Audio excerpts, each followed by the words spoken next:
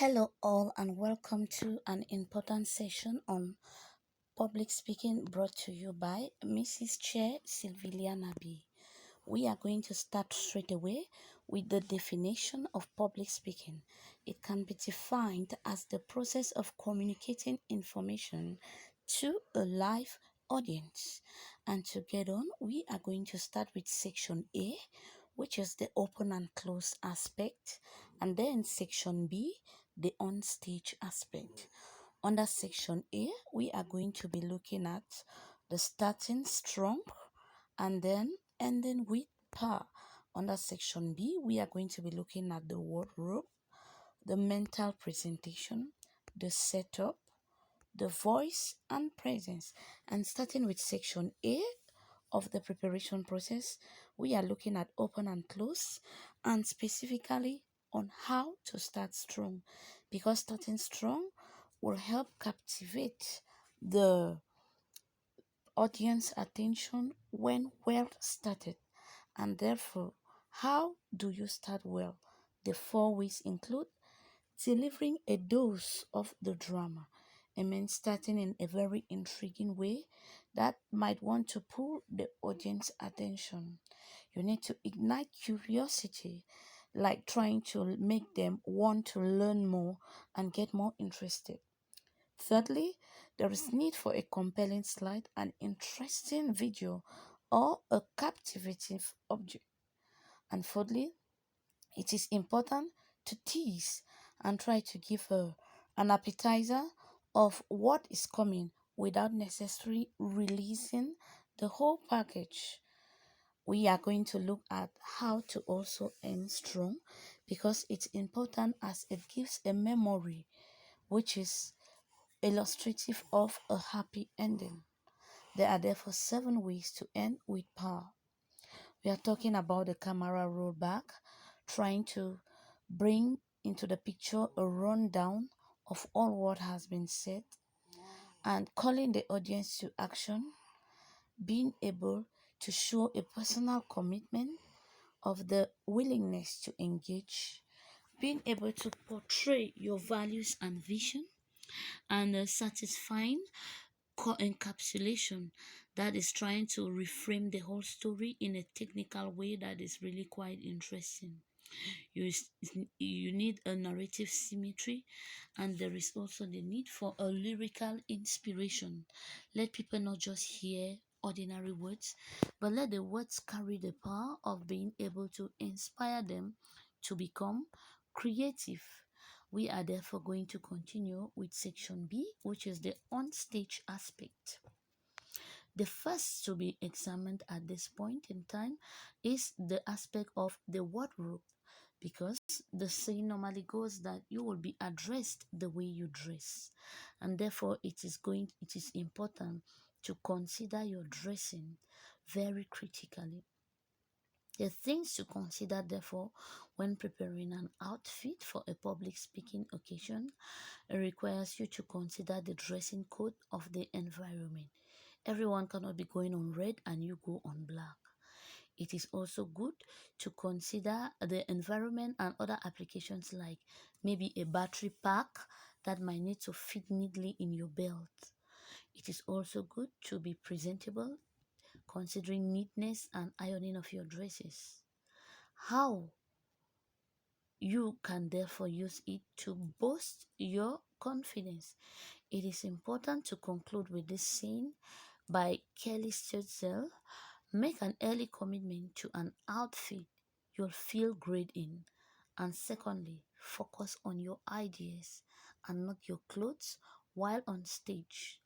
There is also need for a mental preparation, because everything is organized and being transmitted through the mind, and therefore it is important to have a stable mind. The reason why you need to control your nerves. How can this be carried out? First of all, you need to use your fear as a motivation. Face your fear and overpower it. It is important also to use your body to help you, like uh, taking a deep breath to free yourself of the stress and the adrenaline concentration.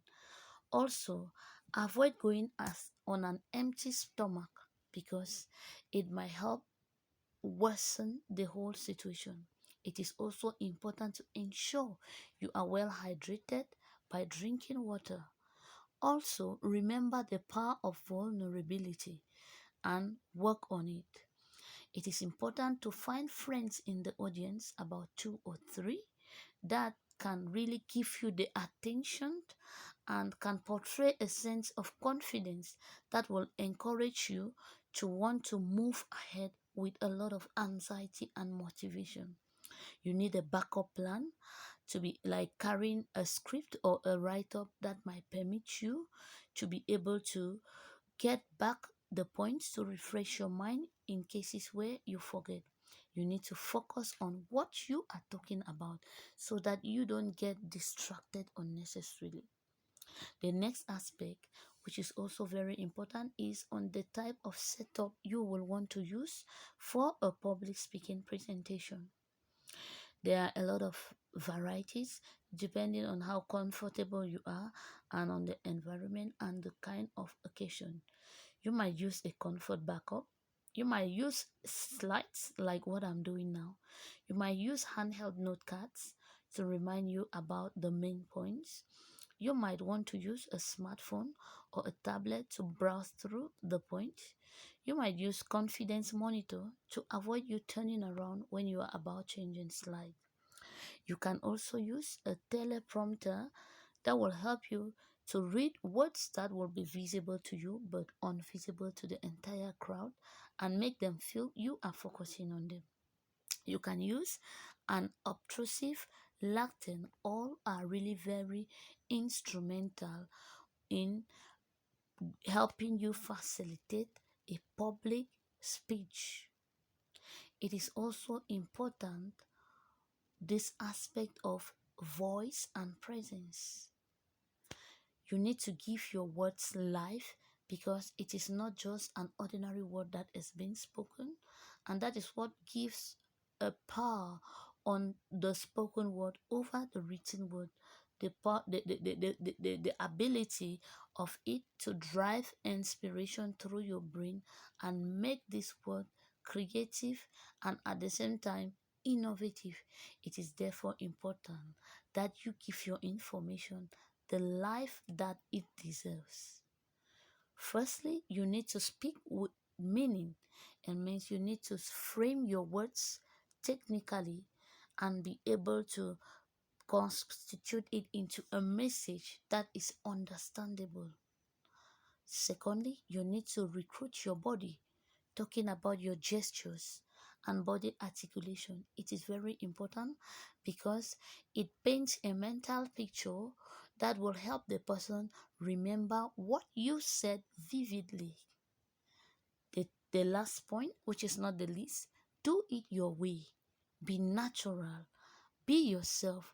Don't try to invent or to copy maybe some public speakers because many at times it will only help derail you and make you miss out points as it might derail your attention. And therefore, you need to focus on the idea you want to sell, the vision you carry and want to transmit to the people. It's a very important point as it drives the people to understand the concept behind your ideas and visions. It is also very, very important to take note of it. I'm going to therefore wrap up here while thanking you all for your time and your attention. And I hope it was enriching. I hope you were inspired, you were motivated, and you were impacted with respect to these very critical aspects that is important when it comes to public speaking, given that some people have good messages, but the problem is that they don't know how to pass it on.